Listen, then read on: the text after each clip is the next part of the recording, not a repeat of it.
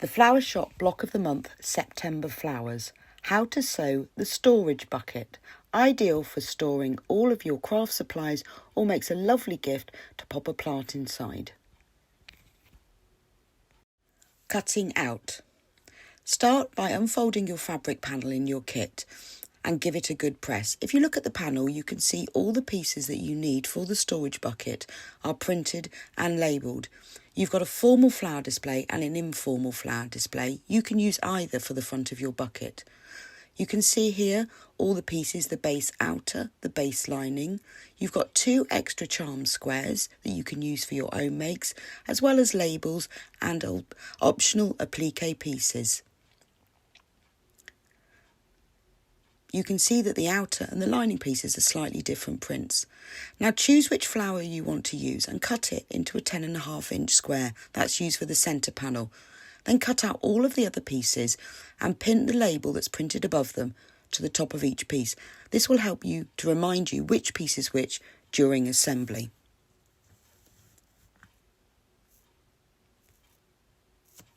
There are 2 handle pieces which are printed and used for the bucket. You will also need some foam interfacing such as Bosal or Styleville, so cut this out.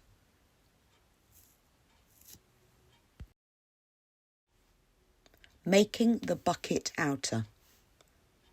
Take the centre panel, this is the trimmed floral arrangement, and place it right sides facing with the top outer, matching the top edge of the centre panel with the bottom edge of the top outer. Make sure all the raw edges are matching and pin it together at either end so that the side edge raw edges and the top raw edges match, and then pin it together in the centre. Now stitch these pieces together across the top. Once the seam is stitched, open out the fabric pieces and press the seam open. This will help it to lay flat.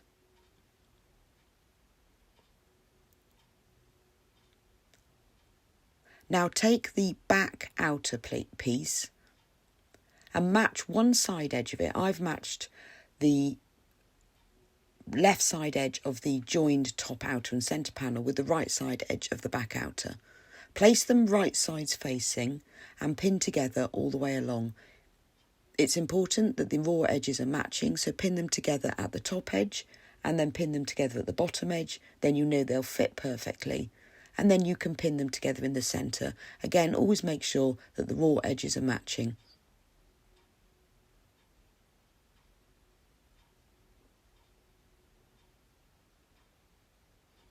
Now sew these 2 pieces together, making sure that seam stays pressed open as you sew. Open out the 2 pieces once you've sewn the seam and press the seam open and flat. This will help to give you a neater appearance when you paste the foam and interfacing on it in a moment.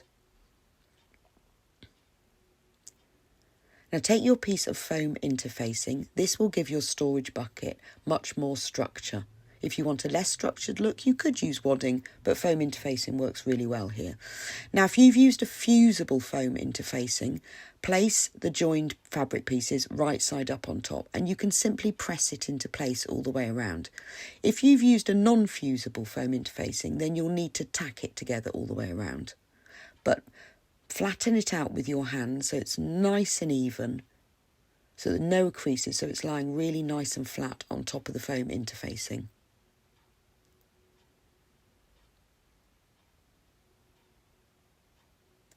The piece of foam interfacing that's listed in the instructions is big enough for the outer body and also the base. So make sure you leave a little space on the side like here and place the base outer on top, and again press into place or tack if you're using non-fusible.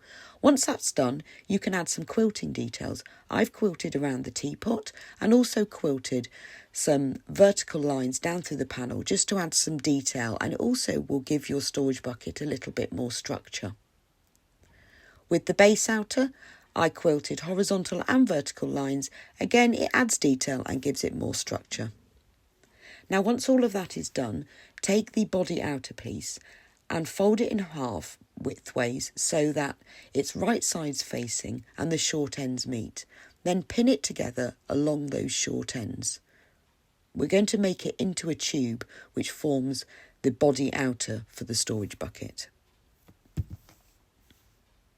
Make sure all the raw edges are matching and pin, or you can clip them together if you prefer. Now stitch together down this side.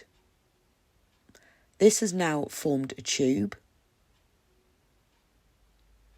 so press that seam open. Now we need to divide the body outer into quarters, so fold it in half so the seam is on one side. Run your fingers along and crease the opposite side and place a pin in there. That's one of your quarter marks.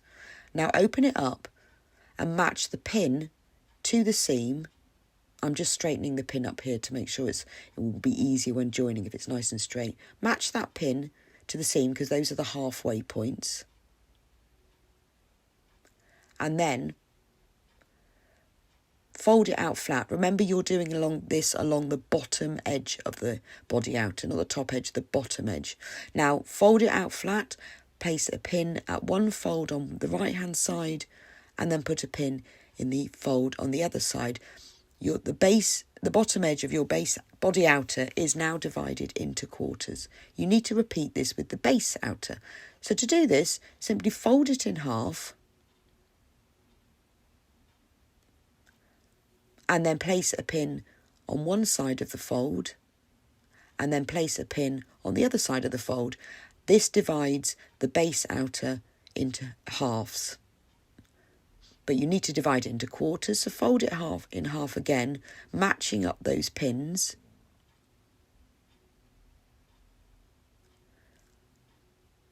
And then where the fold is on the top edge, place a pin on one side. I've used extra long pins for this. It just helps me to see them when I'm pinning the two pieces together. But you can use marks with a pen or you can use smaller pins.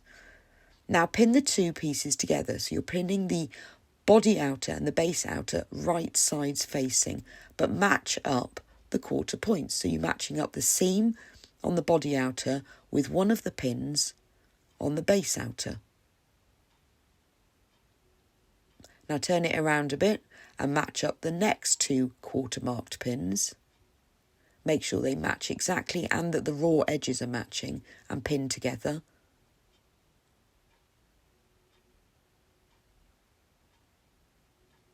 Again, match up the next two quarter pins, make sure they match exactly and pin them together. And finally, match up the last two quarter pins. Your base outer is now evenly pinned all the way around the bottom of the body outer, which means you will get a much more even finish. It's worth taking the time to divide it into quarters like this.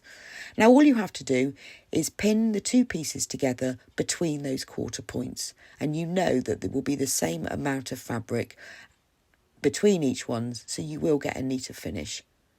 Now they will fit exactly, but obviously you are fitting a straight edge on the body outer to a curved edge on the base outer. So you might need to just ease it slightly. Because it's quite a big piece, I haven't clipped the edges of the body outer, but you can do that if you like. But I've found it eased in quite nicely.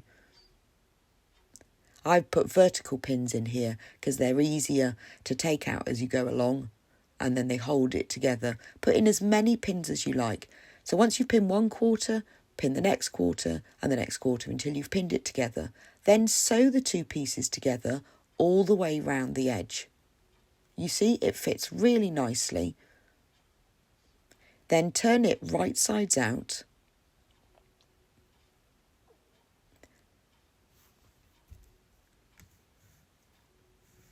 And then push your hands inside so that the seam that you've just sewn at the bottom of the body outer is right on the very edge.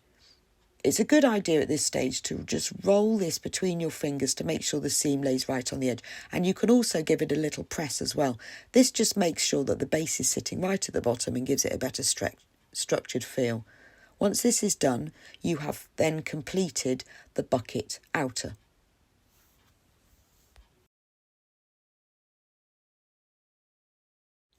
Making the handles. Take one of the handle pieces and turn the short ends under by 1/4 inch. if you turn it over so it's wrong sides up, if you measure 1/2 inch in from the short edge at the top and the bottom,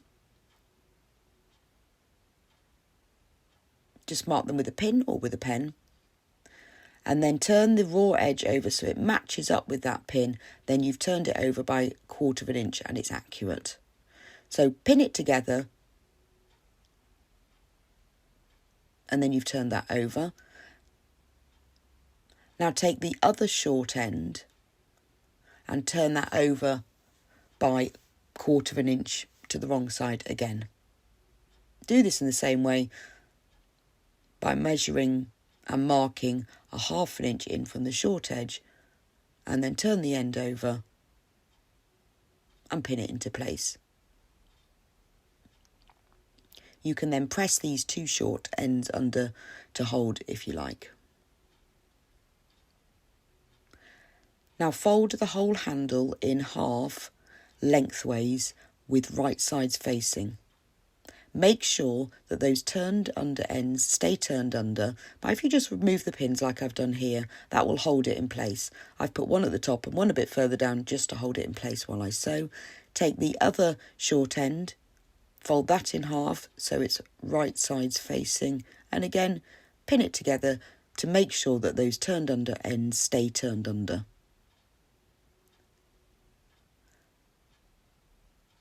Then pin the handle together between these 2 ends.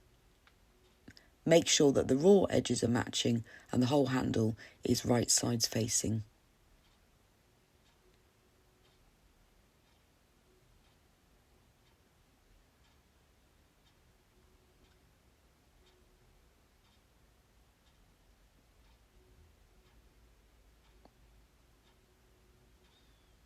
Put several pins in all the way along the length just to make sure it stays together. Now sew it together all the way along the length, not along the short ends, just along the length to make a tube. Once that's done, press it so that the seam is pressed open and turn the tube right sides out. The easiest way to do this is to use a turning tube. Just put the tube a couple of inches inwards, and then you can push the short end through with a stick and that turns it right sides out.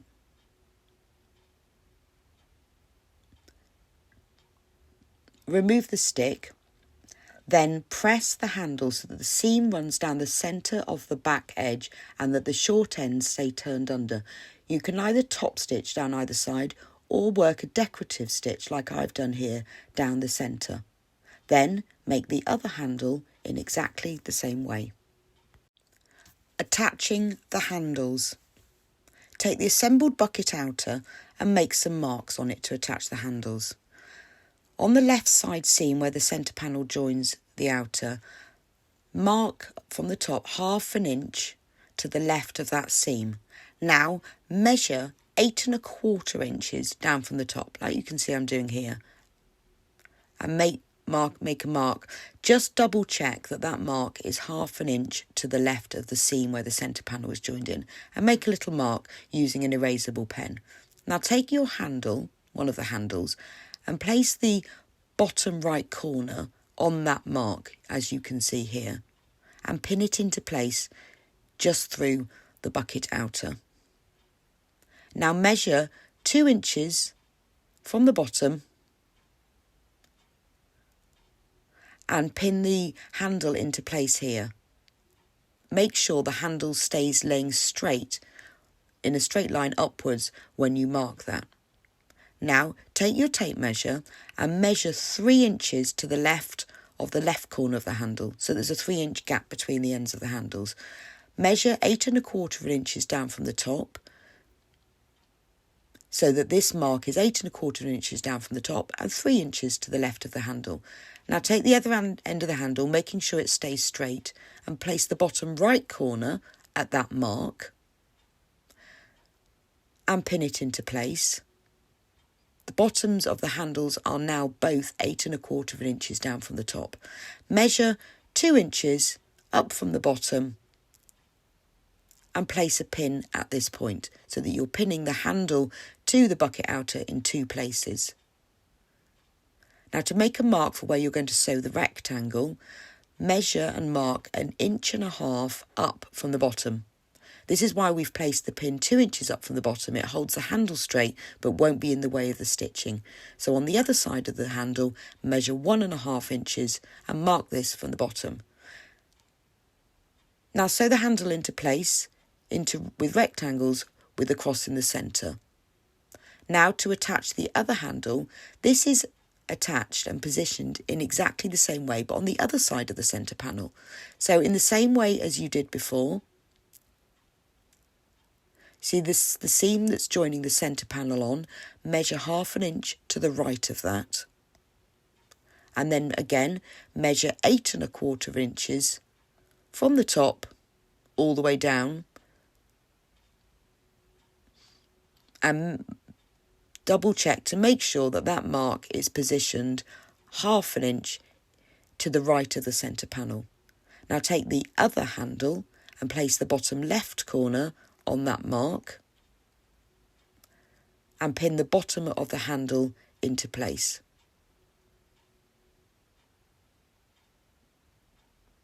Make sure you're only pinning through the top layer of the bucket outer. Measure again 2 inches up from the bottom of the handle and making sure the handle stays straight, pin it into place 2 inches above the bottom.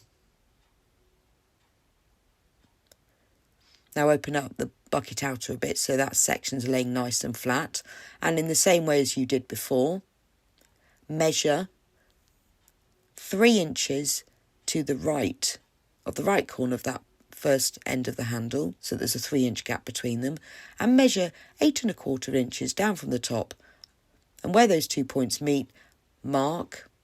Then take the other end of the handle, making sure it stays straight, and pin the bottom left-hand corner of that end of the handle at that mark.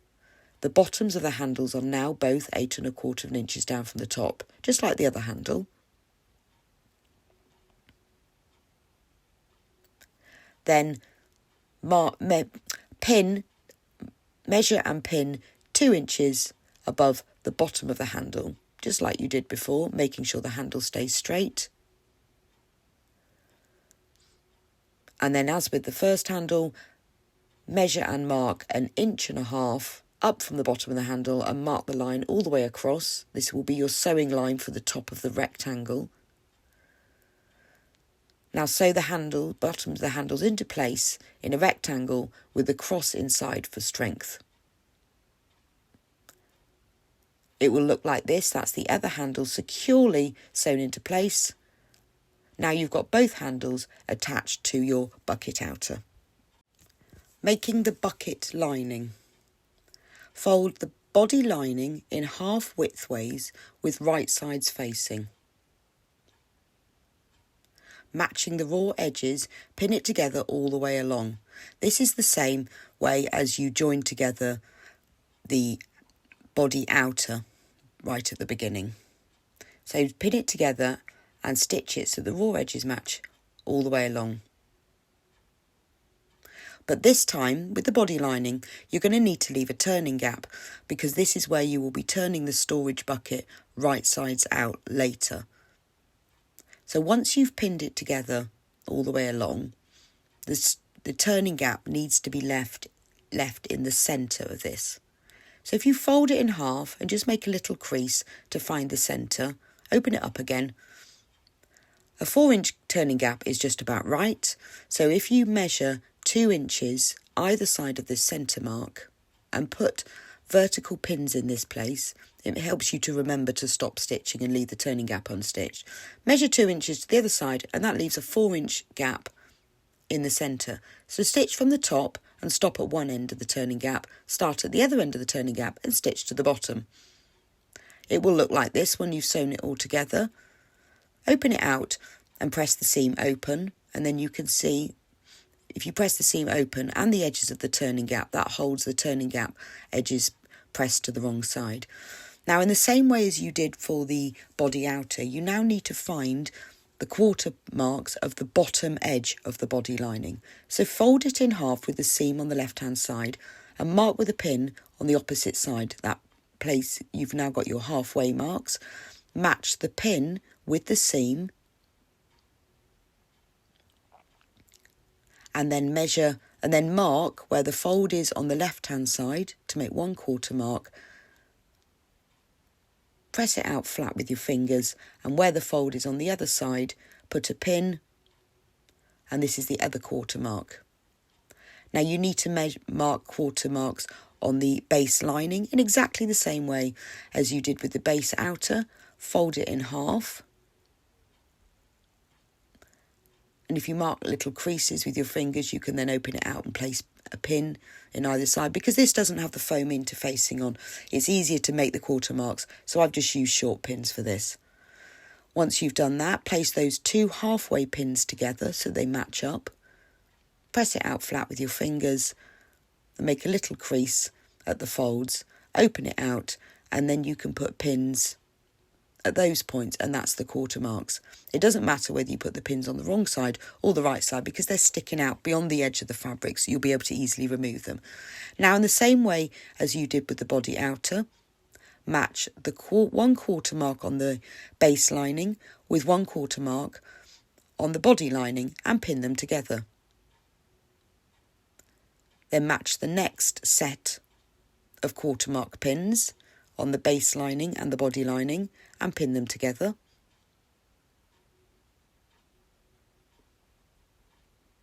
And then the next set, but for this one you've got the seam and as one of the 1/4 marks, and then put the final 2 1/4 marks together, again making sure that the raw edges match and pinning them together.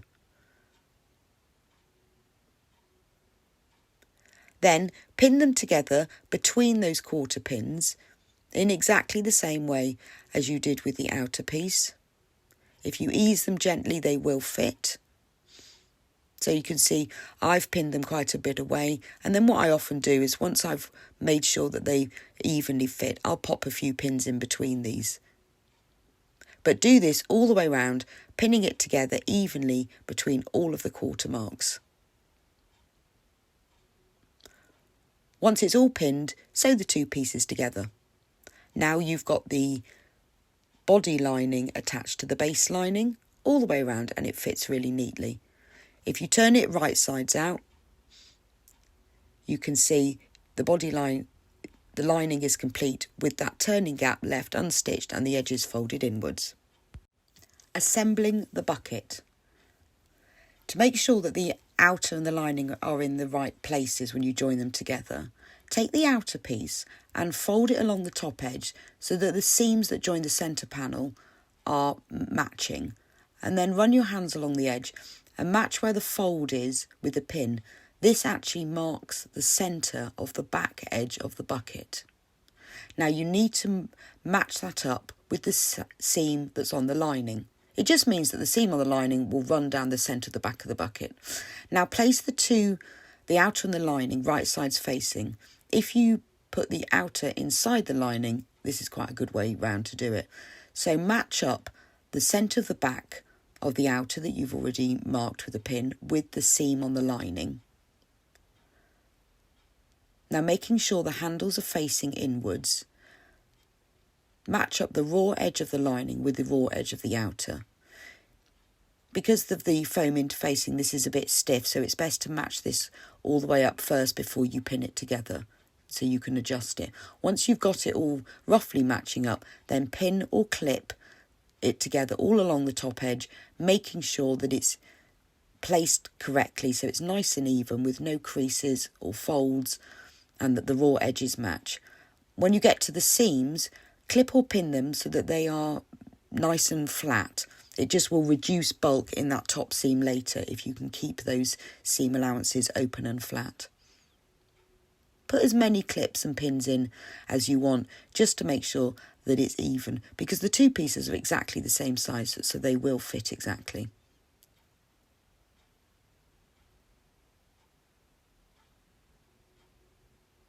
Now once it's clipped together, sew the lining to the outer all the way around the top edge.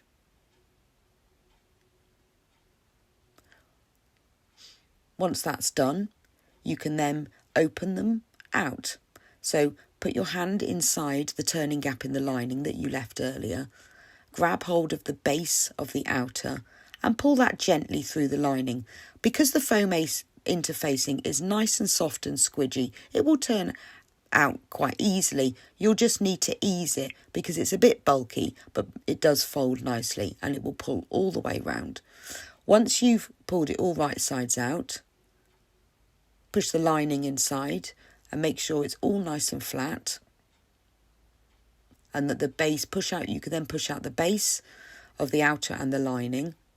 You now need to close the turning gap. So because you folded and pressed the edges in earlier, all you need to do is match up those folded under edges on the turning gap and pin them together. It might help to give them a little press before you pin them because they will have got quite creased by turning the bucket right sides out. I find it just helps to get a neater edge if you give this a little press first. Once that's done, you can top stitch by machine or slip stitch by hand to close the turning gap. Now the turning gap is closed, push the lining back inside the outer. Now you need to get the top edge of this so that the lining is inside and the outer's on the outside, but the seam that you've sewn the two together with needs to lie exactly on the edge.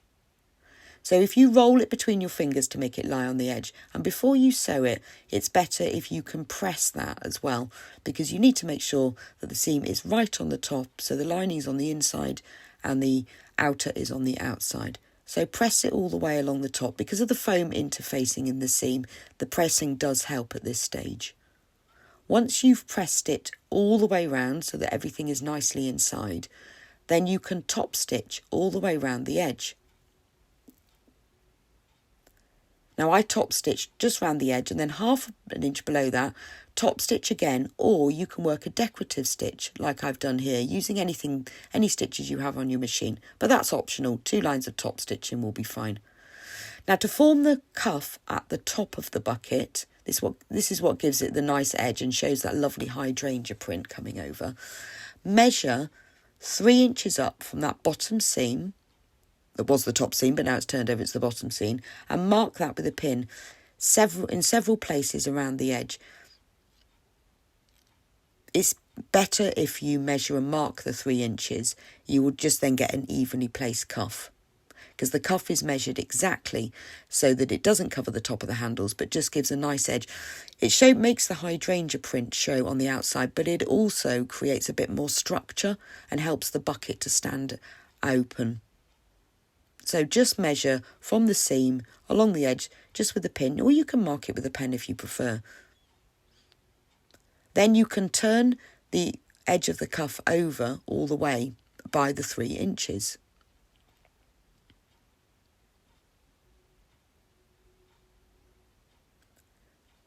So I found it easier to clip or pin it together at the 3 inch mark. Because once you've done that, you know that the whole cuff is turned over by exactly the same amount.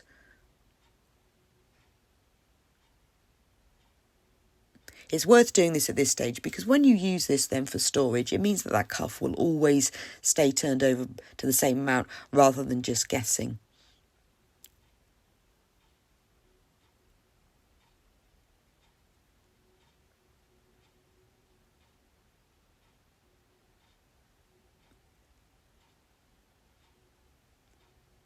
Put in as many clips or pins as you like, so until you're happy that everything is turned over by the same amount, and then press it all the way around. Don't stitch it, just press it. Your storage bucket is now finished. You've got a neat cuff on the top, and you can put all your craft supplies in, or a hydrangea plant, or fill it with items in the bathroom. It's great for storage all round the house.